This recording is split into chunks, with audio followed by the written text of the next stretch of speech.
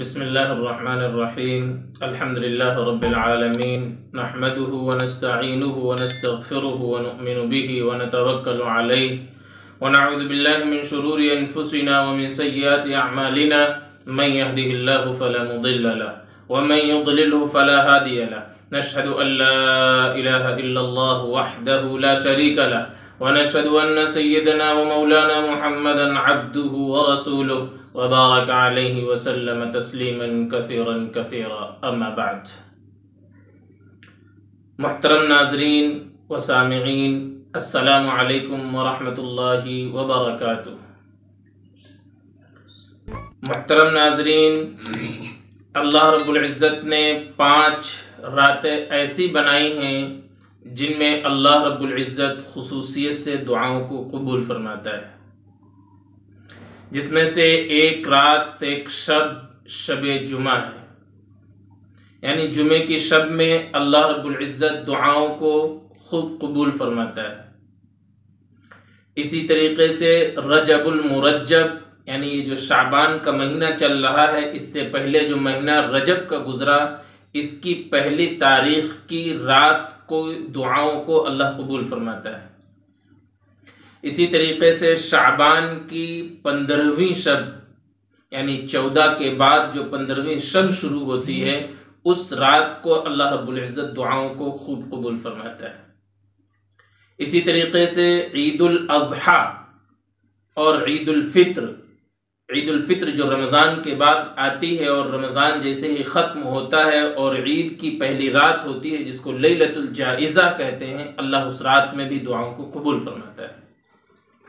اسی طریقے سے عید الاضحیٰ جس کو بقرہ عید کہتے ہیں، اس کی دعاؤں کو، اس رات کی دعاؤں کو بھی اللہ رب العزت خوب قبول فرماتا ہے۔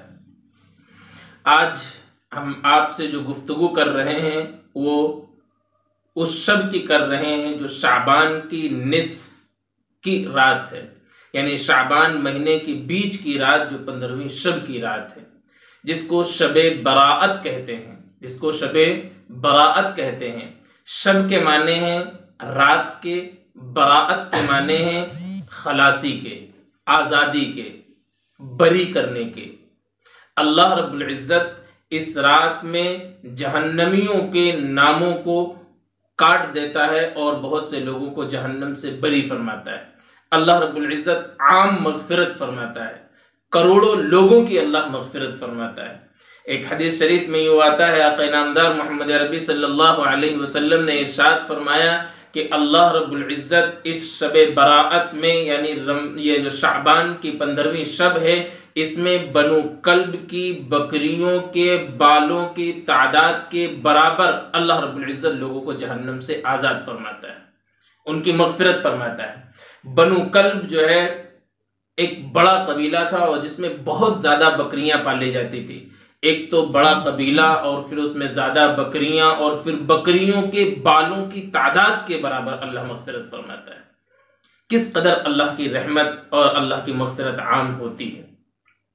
اس شب کے بارے میں اللہ رب العزت جو ہے یوں فرماتا ہے کہ جب رات شروع ہوتی ہے اور مغرب سے لے کر، یعنی جس وقت جو ہے سورج غروب ہوتا ہے اور طلوع فجر تک، یعنی جس وقت تک جو ہے فجر کا وقت شروع ہو اس سے پہلے تک کہ اللہ رب العزت آسمان دنیا پر خاص نزول فرماتا ہے۔ یہ جو آسمان نظر آتا ہے اس دنیا سے، اس پر خاص نزول فرماتا ہے، اور نزول فرمانے کے بعد اللہ رب العزت اعلان کرواتا ہے، حل من مستغفر، ہے کوئی جو استغفار کرے، ہے کوئی جو توبہ کرے، ہے کوئی جو اپنے گناہوں پر شرمندہ ہو، ہے کوئی ایسا جو اپنی غلطیوں پر نادم ہو، ہم اس کے گناہوں کو معاف فرما دیں، ہم اس کی مغفرت فرما دیں۔ چنانچہ جو اللہ کے نیک بندے اس شب میں عبادت کرتے ہیں، اللہ سے معافی مانگتے ہیں، اللہ رب العزت انہیں معاف فرماتا ہے۔ اللہ کا خاص اعلان ہوتا ہے کوئی روزی کا چاہنے والا کہ ہم اس کو روزی کی فراوانی کریں، ہے کوئی ہم سے مدد طلب کرنے والا کہ ہم اس کی مدد کریں، ہے کوئی اپنی حاجت کو مانگنے والا جس کی ہم حاجتوں کو پورا کریں۔ اللہ خاص جو ہے اہتمام فرماتا ہے اور اللہ رب العزت اعلان کراتا ہے، اور جو بندہ اس شب میں رات گزار کر عبادت میں اللہ کے سامنے گڑ گڑا کر اللہ سے مانگتا ہے، اللہ وہ سب کچھ عطا فرما دیتا ہے۔ میرے عزیزو، آج دنیا جو ہے مال سے پریشان ہے، مال کے پیچھے لگی ہوئی ہے کہ ہائے دنیا کیسے دنیا آئے، اس کو حاصل کرنے کے لیے پریشان ہے۔ لیکن جو مالک الملک ہے، شہنشاہ عالم ہے، پوری دنیا کو عطا فرمانے والا ہے، وہ خود آتا ہے اور اپنی خاص رحمت کا آسمان دنیا پر نزول فرماتا ہے اور کہتا ہے کہ مانگو مجھ سے میں دوں گا، سوال کرو مجھ سے میں پورا کروں گا۔ اس وقت جو خود نہ سوال کرے اور خود نہ اللہ سے مانگے، اس سے بڑا محروم کون ہوگا؟ لہٰذا اس رات میں خاص عبادت کا اہتمام کرنا ہے، اللہ سے مانگنا ہے، اللہ کے سامنے رجوع کرنا ہے اور اللہ سے لو لگانا ہے۔ اس رات کے اہم عبادتیں کیا ہیں؟ اس رات کی اہم عبادتیں کیا ہیں؟ اس رات کی سب سے اہم عبادت نفلی نمازیں ہیں۔ نفلی نمازوں کا اہتمام کیا جائے اور خاص طور سے نفلی عبادتیں تنہائی میں پڑھی جائیں، کہ جو تنہائی کی عبادت ہوتی ہے، خلوت کی عبادت ہوتی ہے، چپکے سے اللہ کو یاد کرنا ہوتا ہے، اللہ کو بڑا پسند ہے، اللہ کو بڑا محبوب ہے۔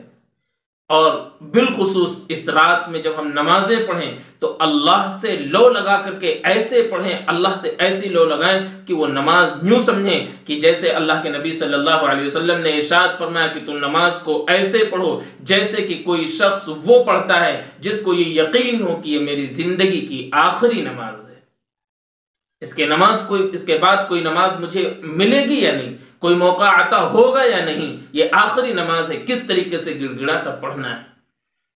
یا یوں فرمایا کہ اس طریقے سے اللہ کی عبادت کرو اور اپنی نماز کو ادا کرو جیسے کہ تم اللہ رب العزت کو دیکھ رہے ہو، اللہ کو دیکھ رہے ہو اور اللہ کے آگے رکوع کر رہے ہو، سجدہ کر رہے ہو، اس طریقے سے نماز پڑھو۔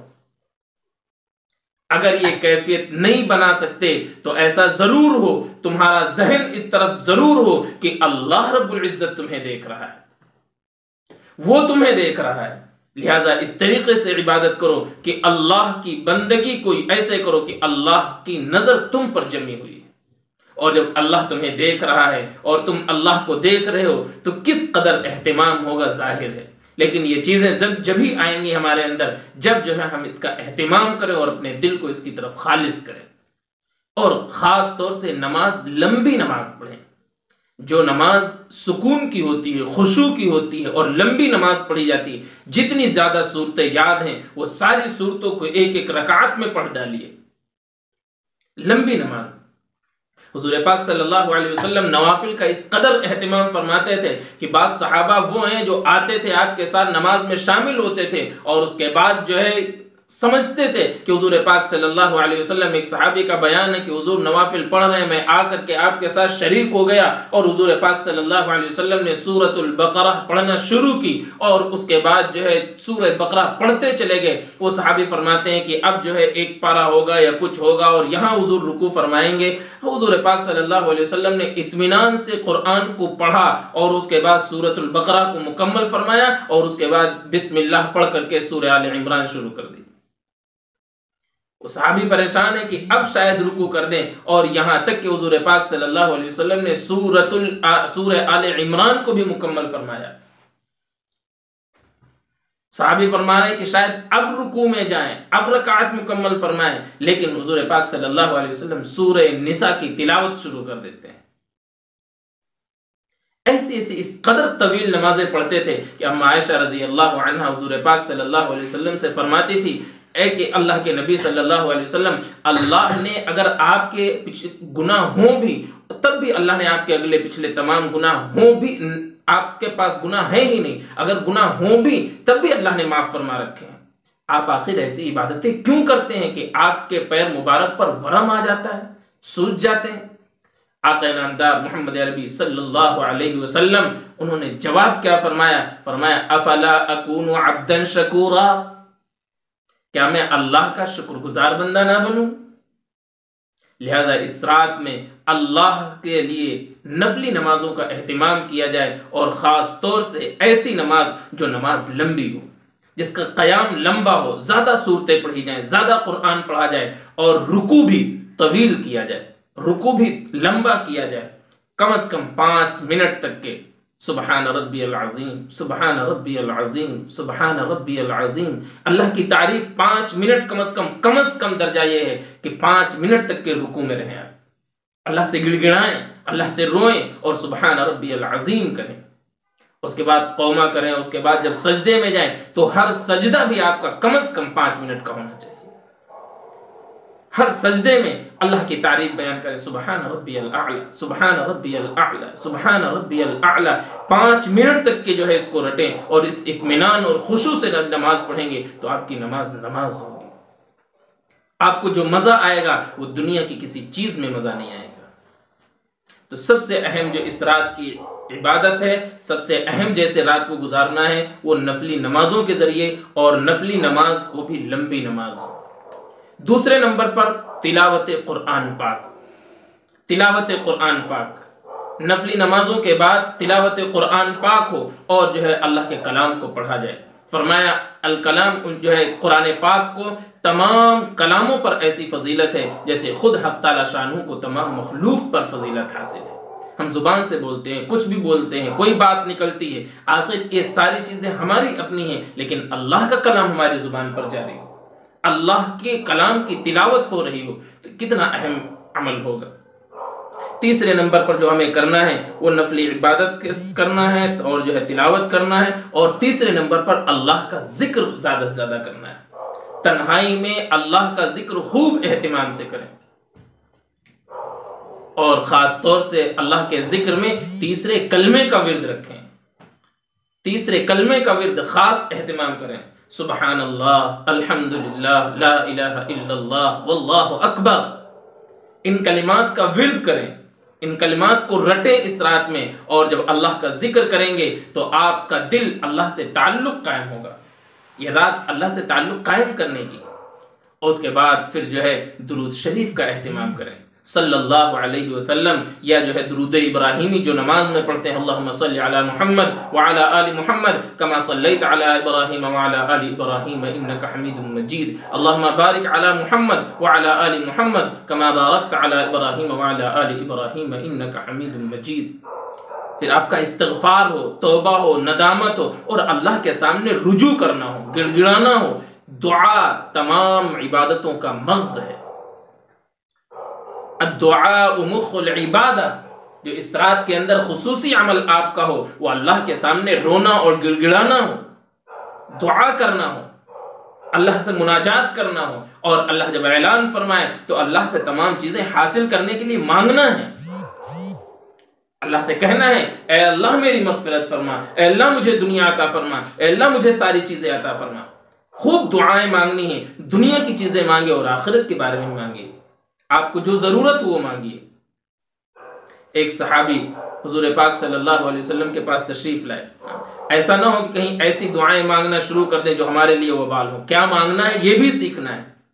ایک صحابی حضور پاک صلی اللہ علیہ وسلم کے پاس تشریف لائے جو بالکل کمزور تھے، لاغر سے تھے۔ حضور پاک صلی اللہ علیہ وسلم نے فرمایا کیا بات ہے بھئی، یہ کیا حال بنا رکھا ہے، کیا تم نے کوئی دعا کی ہے؟ ان صحابی نے کہا یا رسول اللہ، ہم نے اللہ سے کہا اے اللہ جو ہمیں آخرت میں پریشانی دینا ہو وہ دنیا ہی میں دے دے تاکہ آخرت میں ہمیں پریشانی اٹھانی نہ پڑے۔ حضور پاک صلی اللہ علیہ وسلم نے اس جواب کو پسند نہیں فرمایا۔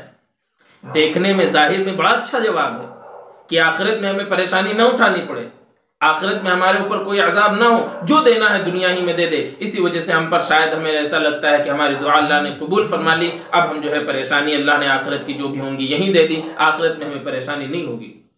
حضور پاک صلی اللہ علیہ وسلم نے فرمایا اے فلاں، تم نے ایسے کیوں نہیں کہا اللہ سے، یہ کیوں کہا کہ وہاں کی جو ہے پریشانیاں ہمیں یہاں دے دے، یوں کیوں نہیں کہا کہ ربنا آتینا فی الدنیا حسنہ وفی الآخرۃ حسنہ، اے اللہ میری دنیا بھی اچھی بنا اور آخرت بھی اچھی بنا۔ اللہ سے یوں کیوں نہیں مانگا؟ اللہ سے مانگو دنیا بھی اور آخرت بھی۔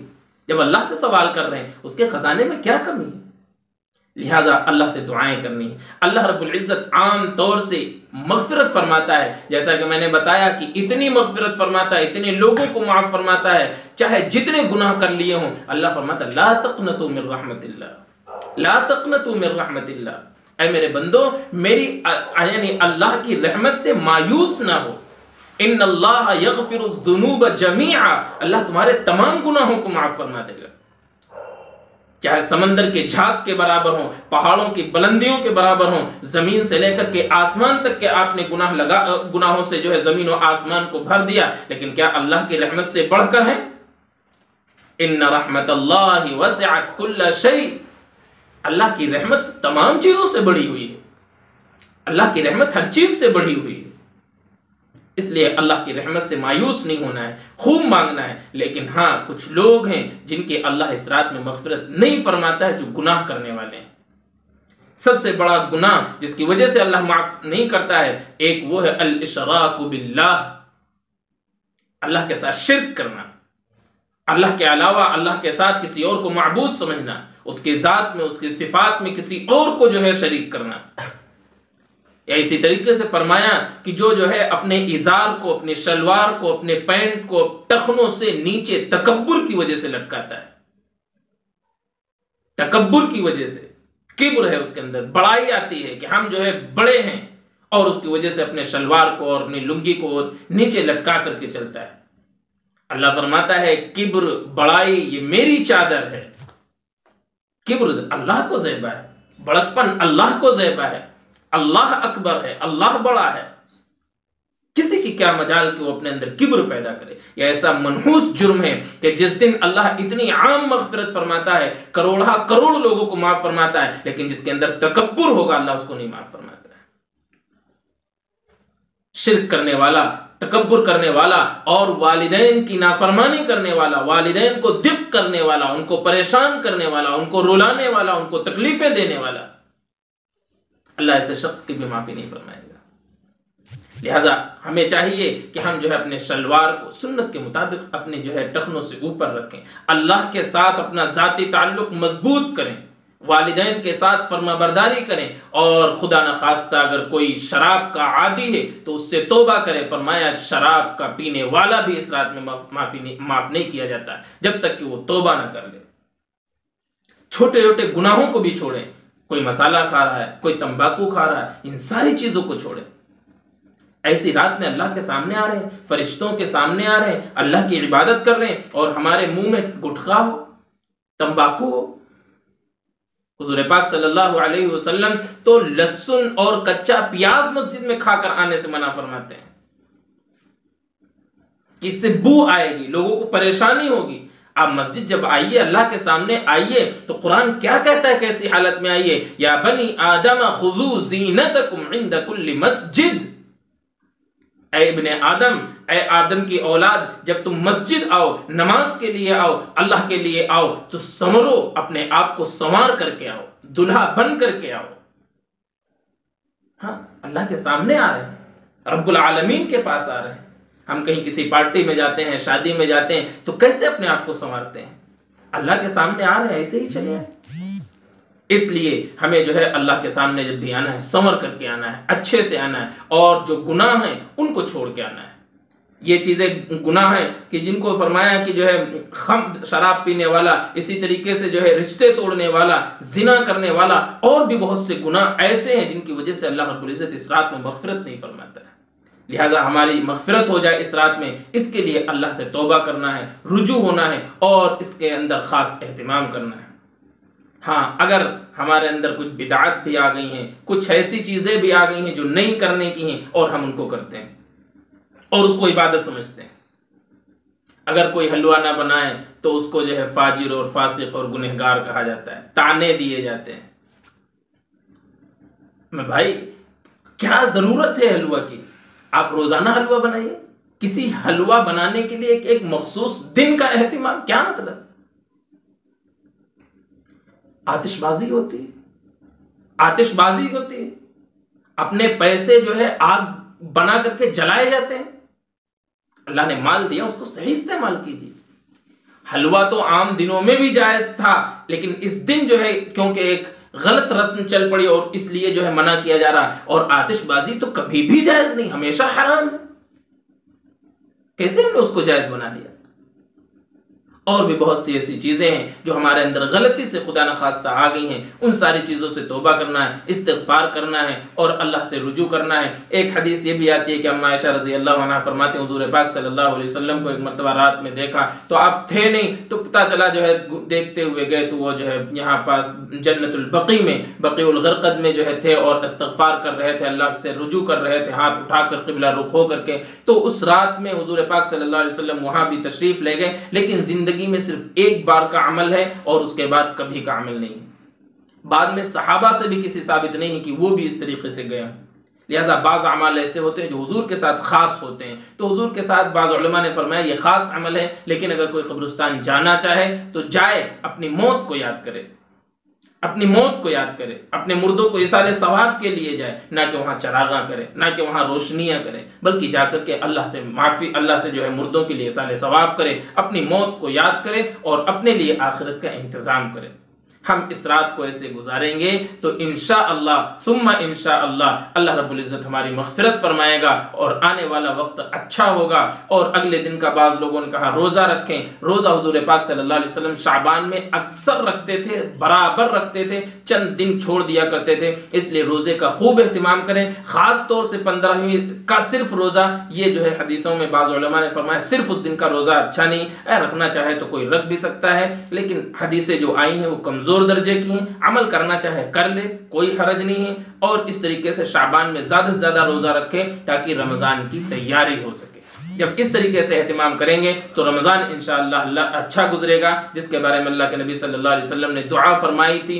2 مہینہ پہلے دعا فرماتے تھے اللہم بارک لنا فی رجب و شعبان وبلغنا الی رمضان، کہ اللہ مجھے رجب اور شعبان میں برکت دے اور رمضان تک پہنچا دے۔ لہٰذا اس شب کو اچھے سے گزارنا ہے اور رمضان کے پہنچنے کے لیے اچھی تیاری کرنا ہے اور رمضان کے موقع کو غنیمت سمجھنا ہے۔ اس طریقے سے کریں گے تو انشاءاللہ ہماری مغفرت ہوگی اور مغفور ہم لوگ لکھے جائیں گے، یعنی معاف شدہ لکھے جائیں گے، اور پھر نیا زمانہ جو ہمارا آئے گا وہ ایک نئے عمل کا ہوگا اور اللہ رب العزت کے قریب ہوتے چلے جائیں گے، نیک اعمال ہم سے ہوتے چلے جائیں گے اور انشاءاللہ اللہ رب العزت اپنا قرب عطا فرماتا جائے گا۔ اللہ رب العزت ہم سب کو عمل کی توفیق عطا فرمائے۔ وآخر دعوانا ان الحمد للہ رب العالمین۔